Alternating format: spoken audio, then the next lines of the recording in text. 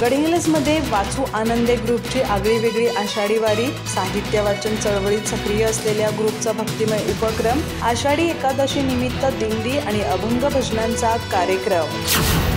गेली अनेक वर्षे गडिंग्लज शहरात साहित्य वाचन संस्कृती जोपासणाऱ्या वाचू आनंदे ग्रुपच्या वतीने आषाढी एकादशी निमित्त आगळीवेगळी वारी आयोजित करण्यात आली होती।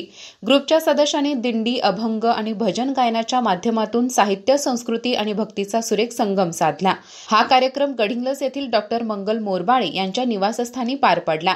मोरबाळे यांच्यासह डॉक्टर सोनाली शुक्ला आणि रूपा दड्डी यांनी याचं संयोजन केलं। नऊवारीसह पारंपरिक वेशभूषेत साऱ्या सख्यांनी छोटेखानी दिंडी काढली। यावेळी डोक्यावर तुळस, विठ्ठल रखुमाई, हातामध्ये वीणा आणि टाळ चिपळ्या घेऊन विठू नामाचा गजर करत निघालेली दिंडी भक्तिमय वातावरण निर्माण करून गेली। डॉक्टर मोरबाळे यांच्या घरी विठ्ठल रुक्मिणीची भक्तिभावे पूजा मांडण्यात आली।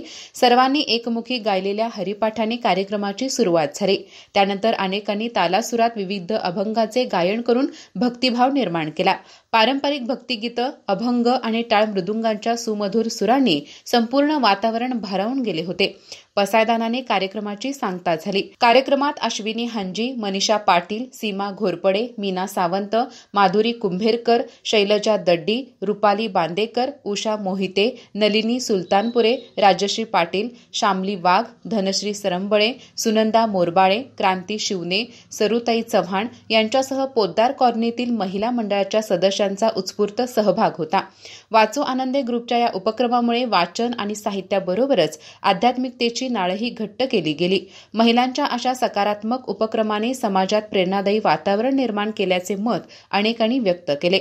या आनंदवारीने साहित्य, संस्कृती आणि भक्तीचा एक वेगळाच अनुभव उपस्थितांना मिळाला। अधिक माहिती आणि ताज्या घडामोडींसाठी आजच आमचे चॅनल सबस्क्राइब करा।